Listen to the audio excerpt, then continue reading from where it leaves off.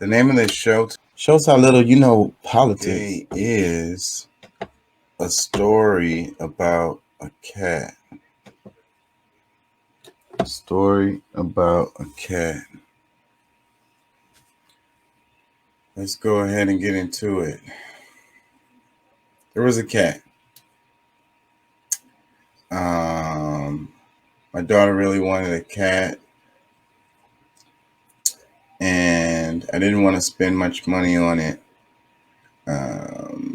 You go to the SPCA and go get a cat and go through that. But she did it on her own. This was some years ago, and found online where a guy he just wanted to get rid of the cat. So it didn't cost anything. We just had to go pick it up. And the cat was shots and everything ready. So we went and got the cat. You know, it wasn't the first cat that she had. She wanted a pet, and a lot of pets bother me. Cats don't bother me as much, and fish don't bother me as much. But so I let her get the cat, and we were taking care of this cat for a while, and it was an indoor cat. But the cat was never neutered.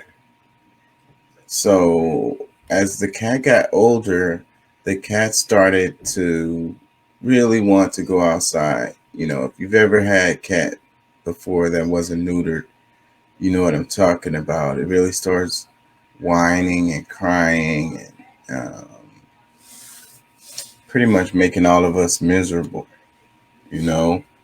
So as time went on, I kind of gave in because I didn't want to get the cat neutered.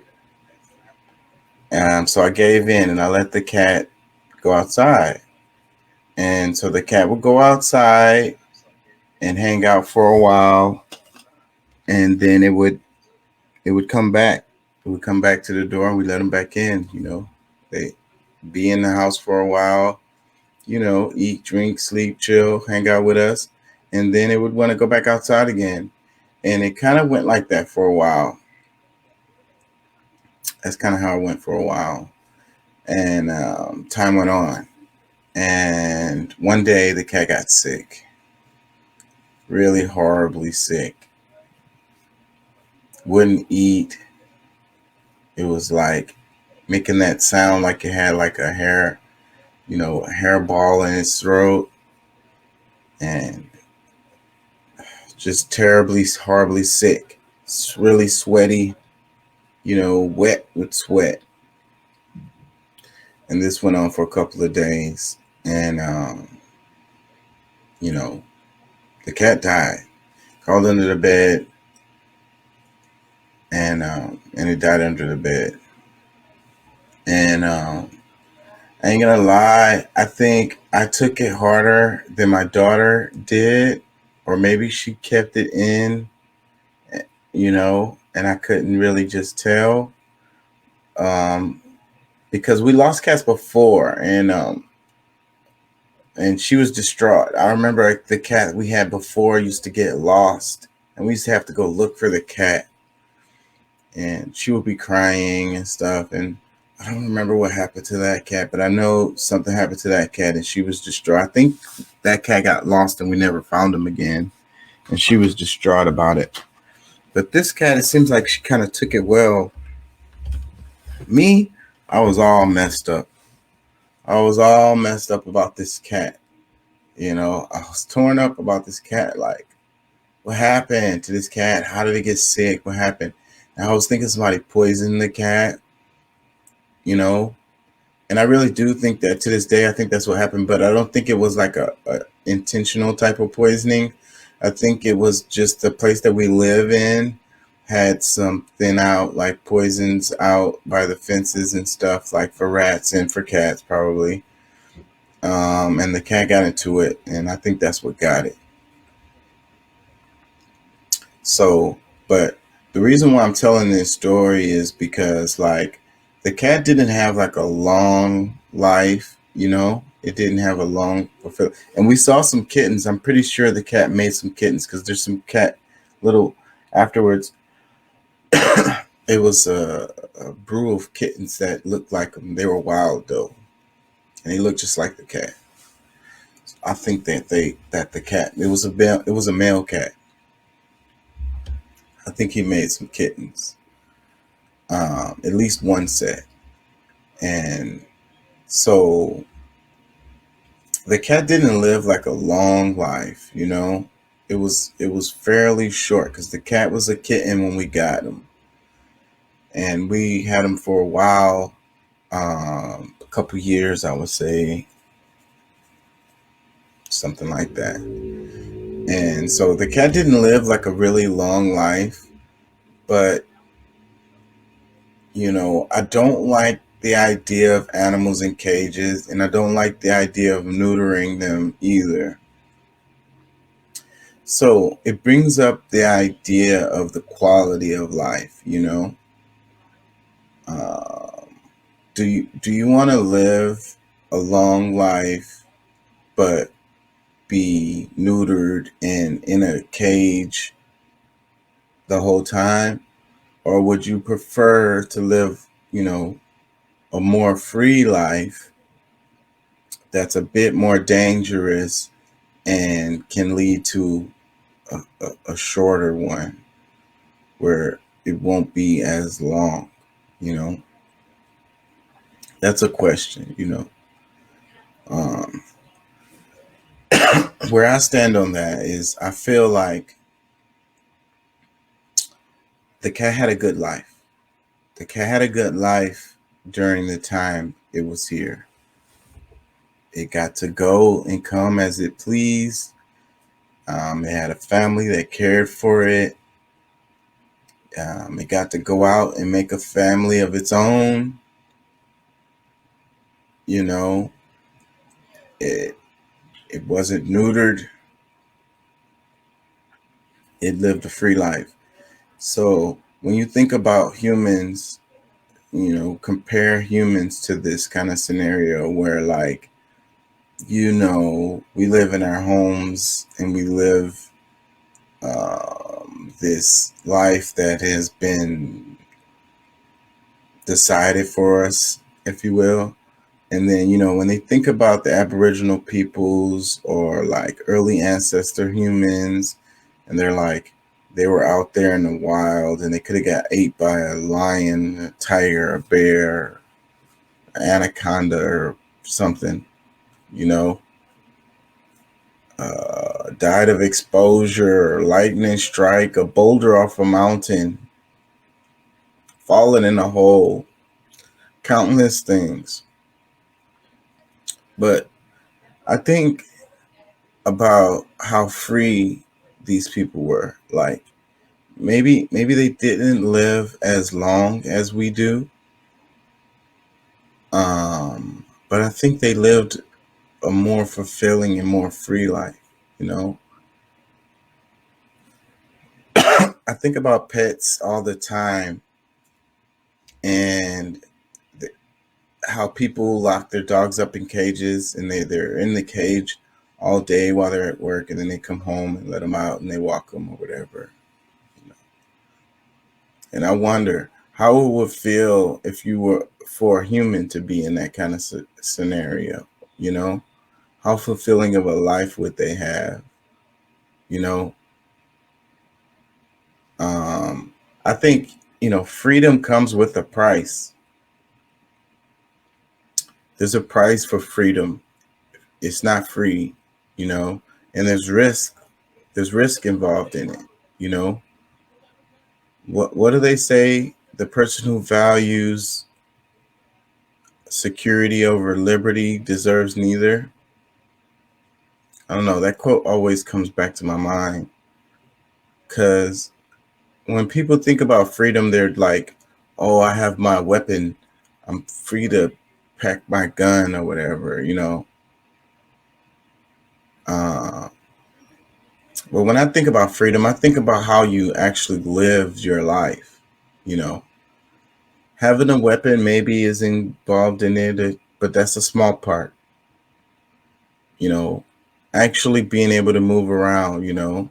Actually being in danger sometimes. sometimes actually being exposed to the elements,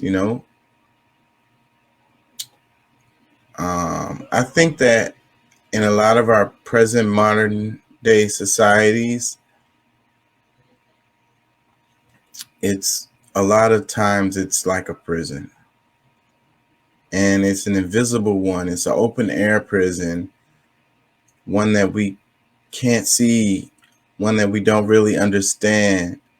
It's created with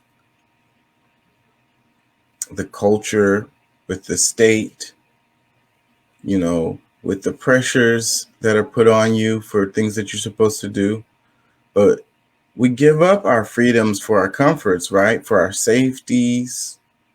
We want to drive that Benz. We want to have that condo. We want to have a family. You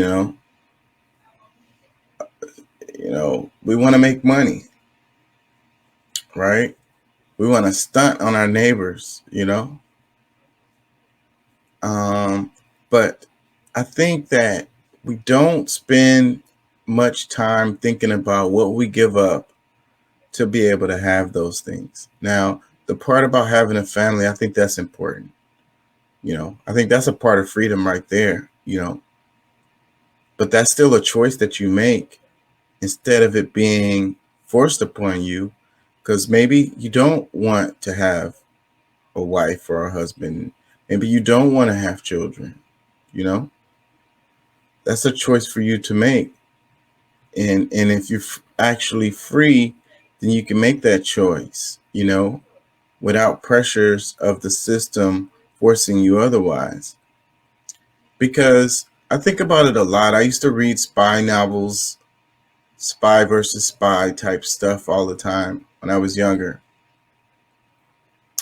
And these people don't have attachments to people, and that's what makes them more dangerous. So when you think about a man who has a family, and you think about a man that doesn't, and that man that doesn't have a family is much more dangerous. He's much more harder to control, because he does. You can hold. You can manipulate a man if he's worried about his child or his wife or whatever. You can get him to do things that maybe he wouldn't want to do otherwise. Am I coming through clear?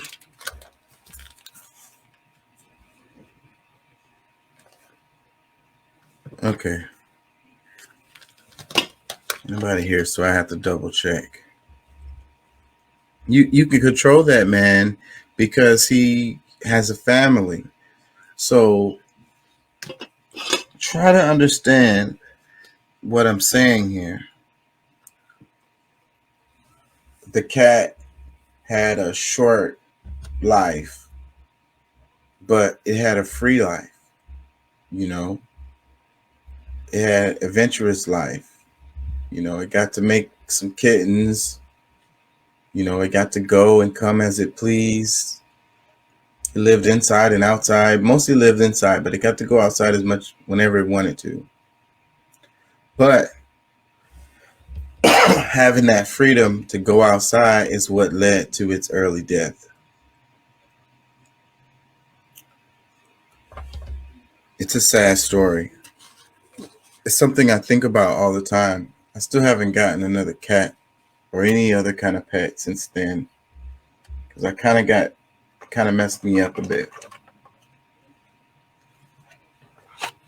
And I don't feel like going through that emotional roller coaster just yet. So maybe I'm not over it. And it's because I'm wrestling with the decision of allowing the cat to leave and go as it pleased. I feel that it was my fault. The cat could still be here today. I'm 100% sure of it, that the cat could still be here today had I chose to not allow it to go outside. But then there's a part of me who says, But what kind of life did it really have, you know? It really had a chance to be alive, you know? It really had a chance to live, you know? And even if you're not putting the cat in the cage, they get to move around within the home. But if you think about it, the home itself is like a cage. It's a barrier to the real world, you know? Cats, just like dogs, you know, they like to dig around. They like to, attack butterflies and insects and stuff, interact with others of their species. You know, one of the things I do a lot of times is I watch the drama of the animals, and cats always have drama. If you watch like the wild cats, there's always wild cats everywhere, and they have drama. Like whole drama episodes happen because they have personalities just like people do, and they have interactions, and you can kind of follow it a bit if you really pay attention. And like I say, that's a part of life, dealing with other people's personalities, you know, overcoming the adversities, you know, uh, learning to deal with drama, learning to deal with problems or whatever, Yeah, just woke up.